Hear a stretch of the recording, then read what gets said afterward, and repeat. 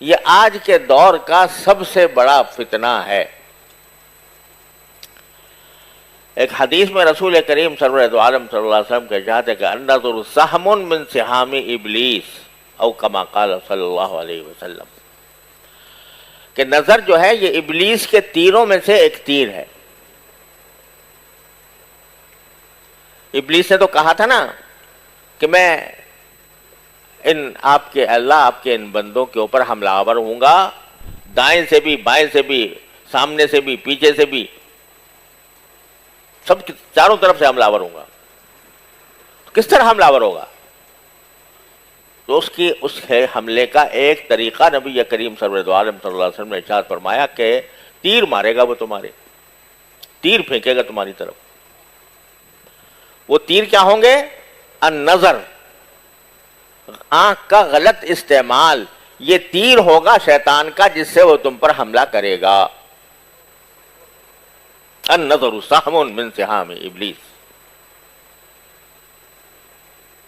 یہ شیطان کا بہت بڑا ہتھیار ہے جو وہ جس سے کس پر حملہ آور ہوتا ہے؟ نمازیوں پر، روزے داروں پر، تراویح پڑھنے والوں پر، تہجد گزاروں پر، روزے رکھنے والوں پر، صدقے دینے والوں پر، سب پر حملہ آور ہے اس آنکھ کے ذریعے۔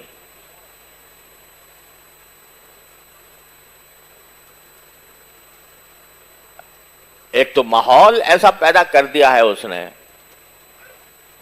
چاروں طرف کہ نگاہوں کو بچانا آسان نہیں ہے، ایسا ماحول پیدا کر دیا۔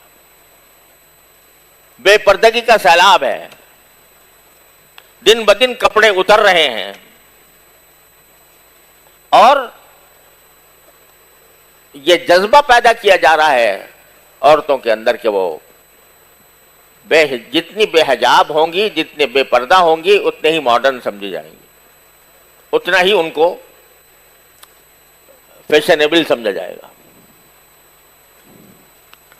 اور آپ چاہے جتنی بھی بے پردگی اور بے حجابی اور عریانی اور فحاشی اس کے اوپر لعنتیں بھیجتے رہیں، ہزار ان کی مذمتیں کرتے رہیں، لیکن سوال یہ ہے کہ جب نظروں کے سامنے آ رہا ہے پھر نظر جھکا رہے ہو یا نہیں جھکا رہے؟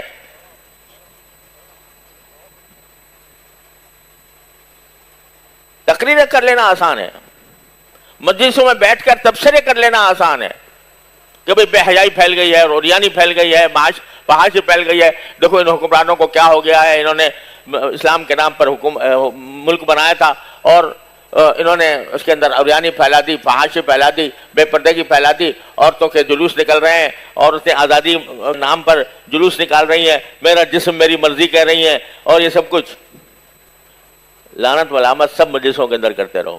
لیکن ایک عورت آ کے سامنے کھڑی ہو جائے تو آنکھ جھکائی تم نے کہ نہیں جھکائی؟ پھر تم نے اپنے آپ کو بچایا کہ نہیں بچایا؟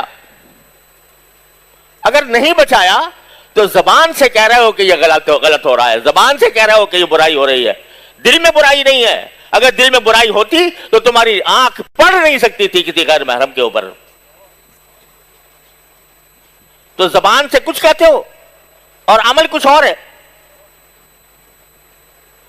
اگر یہ اپنی کم خود حفاظت نہیں کر سکتے، قرآن کہتا ہے قُلْ لِلْمُؤْمِنِينَ يَغُضُّوا مِنْ أَبْصَارِهِمْ وَيَحْفَظُوا فُرُوجَهُمْ، سارے مومنوں سے کہہ دو کہ اپنی آنکھیں نیچی رکھا کریں اور اپنی شرمگاہوں کی حفاظت کریں۔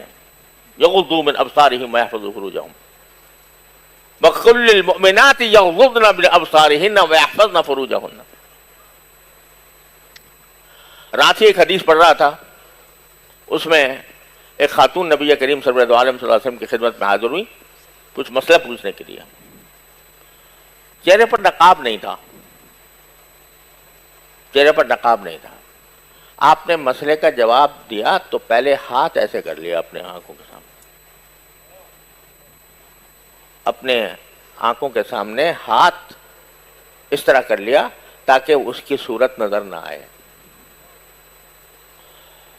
تو قُلْ لِلْمُؤْمِنِينَ يَغُضُّوا مِنْ أَبْصَارِهِمْ، مومنین سے کہہ دو کہ اپنی آنکھیں نیچی کریں، بس بس ساری ملامت انہیں کو کرو گے جو عریانی فحاشی پھیلا رہے ہیں. تم خود کیا کر رہے ہو؟ جب کوئی عریانی کی چیز سامنے آتی ہے، فحاشی کی چیز سامنے آتی ہے، تمہاری نظریں جھکتی ہیں کہ نہیں جھکتی؟ اس کا جائزہ لو.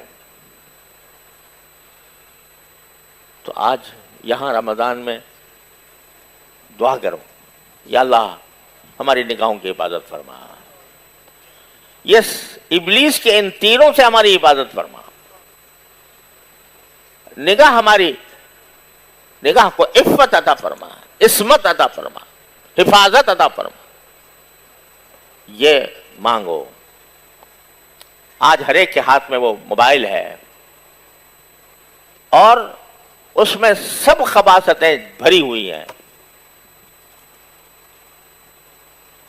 اچھے خاصے پڑھے لکھے اہل علم، اہل صلاح و تقوی، بزرگوں کی صحبت میں بیٹھنے والے، بزرگوں سے استفادہ کرنے والے، نمازوں کے اندر حاضر باش، جب خلوت میں وہ سامنے آتا ہے اس وقت میں بھی نگاہوں کو بچاتے ہو کہ نہیں بچاتے؟ اس کا جائزہ تو لے کر دیکھو. اور اگر جائزہ لے کر دیکھو گے تو اگر اس وقت بھی اس گناہ سے نفرت پیدا نہ ہوئی تو اس کا معنی یہ کہ کچھ سیکھا نہیں نفلی عبادتوں میں تم نے. تو یہاں پہلے یہ فکر اور عزم کہ اپنی نگاہوں کی ہم حفاظت کریں گے، اور دور سے اللہ تعالیٰ سے دعا، یا اللہ اپنے فضل و کرم سے یہ آپ نے ایسی نعمت عطا فرمائی ہے کہ جس کا ہم کوئی صلہ دے نہیں سکتے، کوئی اس کی قیمت نہیں ادا کر سکتے. ایسی نعمت آپ نے آنکھ کی عطا فرما دی ہے. اے اللہ یہ آپ کی دی ہوئی سرکاری مشین ہے، اس کو آپ کی معصیت میں استعمال کرنے سے بچا لیجیے. یہ دعا کرتے رہیں. فکر کہ باقی یہ بہت سب غلطی ہو رہی ہے ہم سے. فکر اس بات کی کہ ہمیں کیوں دل میں درد پیدا نہیں ہو رہا نگاہوں کے غلط استعمال سے. تو اس بھی کی فکر اور پھر اسی سے دعا، یا اللہ اپنے فضل و کرم سے ہمیں بچا لیجیے. ہم بچ نہیں سکتے جب تک آپ کی توفیق شامل حال نہ ہو. یا اللہ ہمارے دلوں میں رغبتیں بھی آپ ہی پیدا فرماتے ہیں، اور ان رغبتوں کے خلاف کرنے کا جذبہ بھی آپ ہی پیدا فرماتے ہیں، نفرت بھی آپ ہی پیدا فرماتے ہیں. یا اللہ نگاہوں کے غلط استعمال سے دلوں میں نفرت